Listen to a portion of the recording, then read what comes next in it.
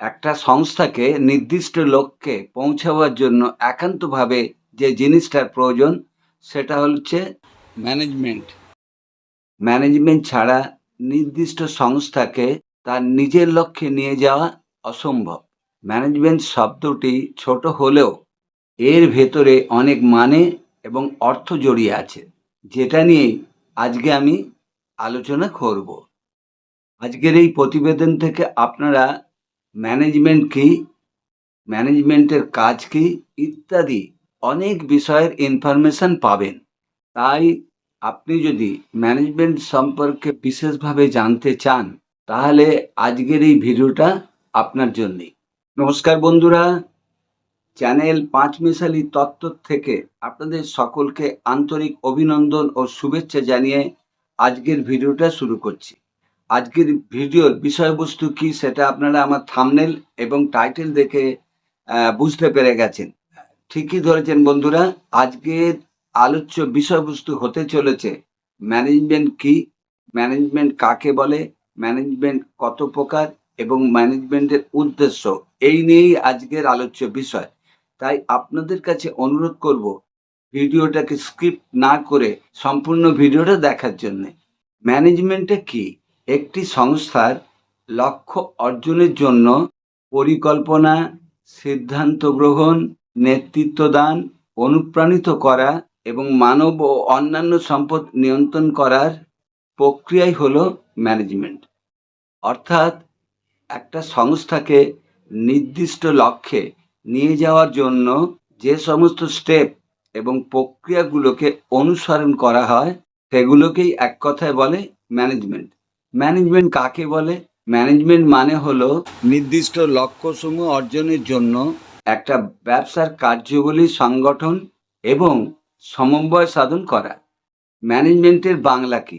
আধুনিক ব্যবস্থাপনার জনক হেনরি ফেওয়েলের মতে ব্যবস্থাপনা হলো পূর্বানুমান ও পরিকল্পনা, সংগঠন, নির্দেশনা, সমন্বয় সাধন এবং নিয়ন্ত্রণ করা। ম্যানেজমেন্টের কাজ। একটা সংস্থার ম্যানেজমেন্টের জন্য বিভিন্ন ধরনের কাজ থাকে, যেমন পরিকল্পনা। যে কোনো ধরনের কাজ শুরু করবার আগে একটা পরিকল্পনা করে নেওয়ার দরকার। লক্ষ্য অর্জনের পদ্ধতি পরিকল্পনার মাধ্যমেই সম্পন্ন করা হয়। এই পরিকল্পনাটা স্বল্পমেয়াদী এবং দীর্ঘমেয়াদীর মাধ্যমে হয়ে থাকে। এটা সম্পূর্ণ নির্ভর করে সংস্থার কাজের ওপরে।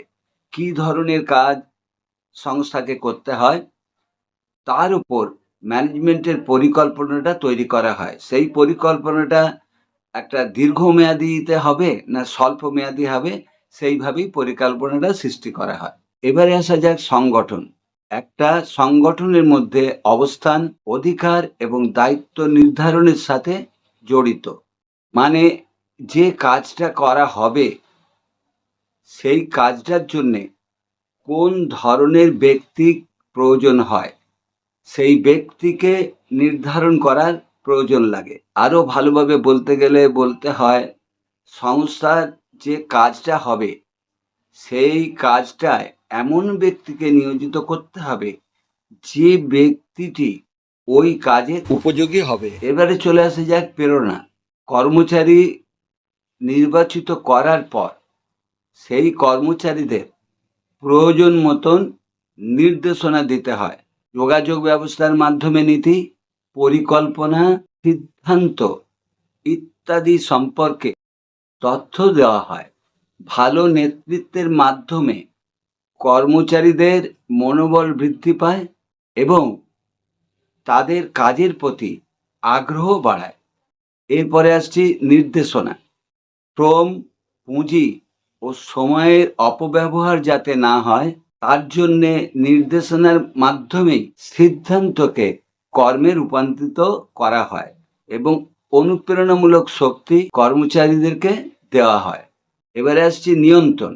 যে কোনো ধরনের কাজের মান নিয়ন্ত্রণ বা স্থির করা হয় পরিকল্পিত পথ থেকে বিচ্যুতি, সংশোধনমূলক কর্মসূচি বা প্রতিকার গ্রহণ করে।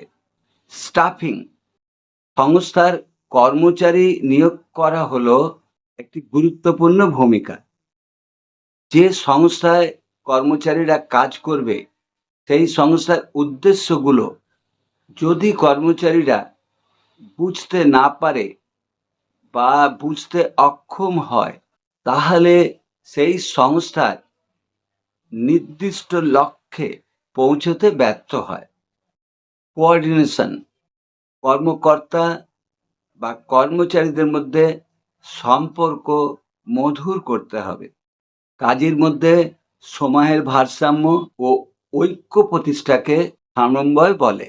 এবারে আসা যাক ম্যানেজমেন্টের উদ্দেশ্যটা কি। সাধারণত একটি সংস্থার প্রাথমিক লক্ষ্য হয় তার মানবিক, বস্তুগত বা আর্থিক সম্পদ ব্যবহার করে বৃদ্ধি অর্জন করা হয়।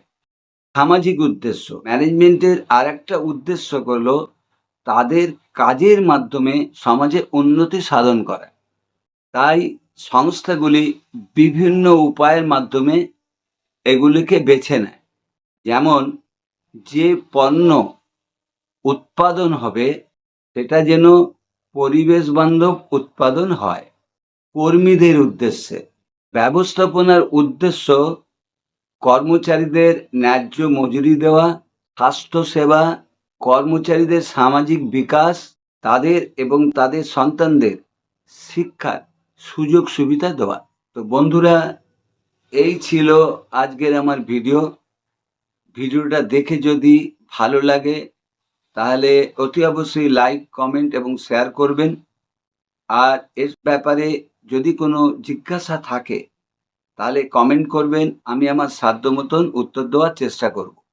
আর ভবিষ্যতে